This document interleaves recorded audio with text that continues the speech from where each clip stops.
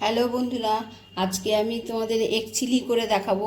সবাই তো তোমরা নানা রকমভাবে এগ ডিম খেয়েছো রান্না করে, ডিমের কারি টারি সব একঘেয়ে ভালো না লাগলে তখন এই এগ চিলি করে খেলে ভালো লাগবে, তাই এগ চিলি করছি, করে দেখাচ্ছি। দেখো, প্রথমে আমি এই ডিমগুলো সিদ্ধ করে নিয়েছিলাম। এগুলো আমি একটা সুতোর মাধ্যমে কেটে নেবো, তোমরা ছুরির মাধ্যমে পারো, সুতোর মাধ্যমে কাটলে ভালো হয়, তাই আমি সুতোর মাধ্যমে কাটছি। 4 ভাগ করে নেব।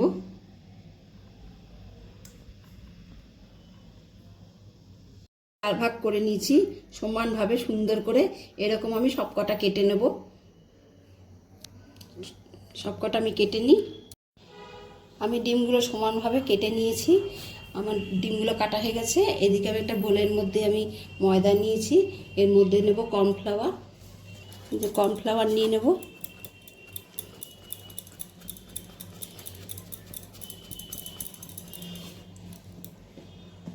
তার মধ্যে নেব পরিমাণ মতো লবণ আর একটু গোলমরিচের গুঁড়ো দিয়ে ব্যাটারটা মেখে নেব।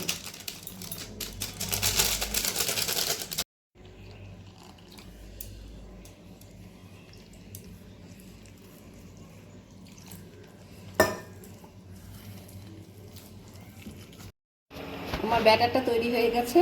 এবার এক একটা ডিম দিয়ে, এদিকে তেল গরম বসিয়েছি, তেলটা গরম হয়ে গেছে। আমি এক একটা ডিম এর মধ্যে চুবাবো, দিয়ে এর মধ্যে তেলের মধ্যে ছেড়ে দেবো।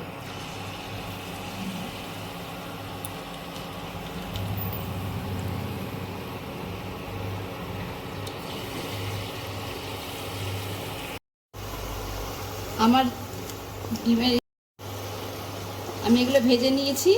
এইবার এগুলো আমি এক এক করে সব ভেজে নেবো। বাকিগুলো তুলে নিই। আমার ভাজা কমপ্লিট হয়ে গেছে। এবার ওই তেলেই আমি এক এক করে সব দেবো। দেখো, পেঁয়াজ কেটেছি, ক্যাপসিকাম কেটেছি, টমেটো কেটেছি, এদিকে কাঁচা লঙ্কা একটু দিয়েছি ঝালের জন্য, এদিকে আদা কুচি, আর এদিকে হচ্ছে রসুন কুচি দিয়েছি। এগুলো এবার এক এক করে সবের মধ্যে দেবো, তেলের মধ্যে। এখানে পেঁয়াজটা দিয়ে দেবো।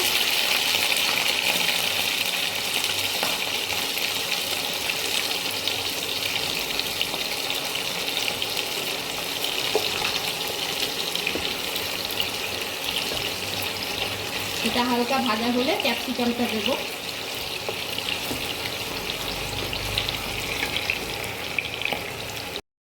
আমার কিছুটা পেঁয়াজ ভাজা হয়ে গেছে। এবার আমি ক্যাপসিকামটা দিয়ে দেবো।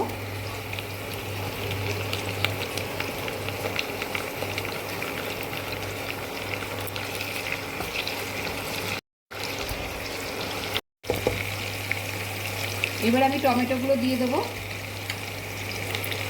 টমেটোটা ভালো করে একটু ভেজে নেব।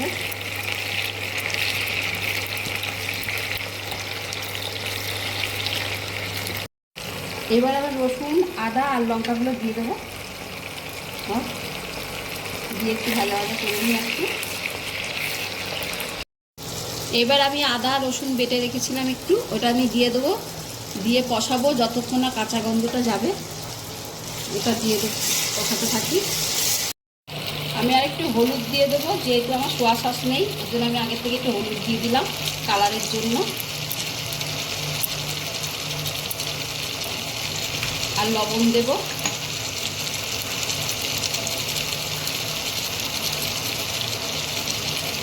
দিয়ে ভালো করে কষাবো এটাকে।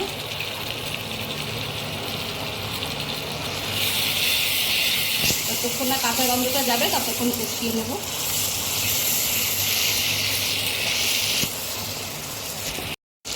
এবার আমি লঙ্কার গুঁড়ো দেবো, যে যেরকম ঝালটা ওরকম দেবো। আমি বেশি দিলাম না, কেন কাঁচা লঙ্কা দেওয়া আছে।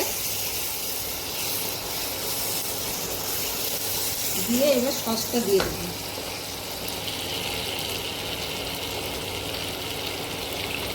সসটা একটু বেশি লাগে।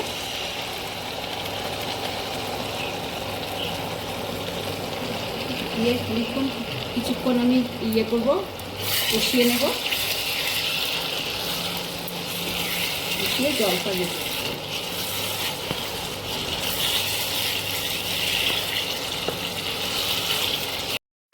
আর ব্যালেন্সের জন্য সামান্য একটু চিনি দিয়ে দেবো।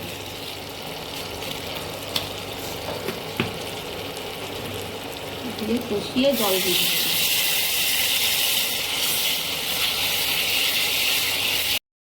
এবার আমি জল দিয়ে দেবো, দিয়ে জাল হলে আমি ওগুলো ভেজেছি, ডিমটা ভেজেছি সেগুলো দিয়ে দেবো। ডিমের ওই ভাজাগুলো আমি দিয়ে দিয়েছি। এবার এটা কিছুক্ষণ জাল হোক, তোলা তোলা রাখবো, না হলে বেশি শুকিয়ে ফেললে তোমার এই পুরো ডিমের এই ইয়েতে সব টেনে নেবে। ওর জন্য আমি এরকমই নামিয়ে নেব। হয়ে গেছে আমার এগ চিলিটা হয়ে গেছে। এবার আমি নামিয়ে নেব।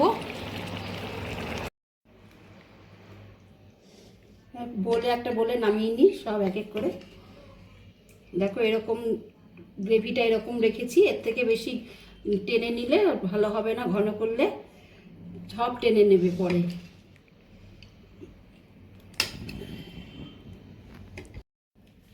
আমার এগ চিলিটা হয়ে গেছে, কার কীরকম লাগলো আমাকে কমেন্ট বক্সে জানিও। তোমরাও এরকমভাবে খেও, মাঝে মাঝে ডিম কারি না করে এরকম করে খেও, তোমাদের ভালো লাগবে ভীষণ।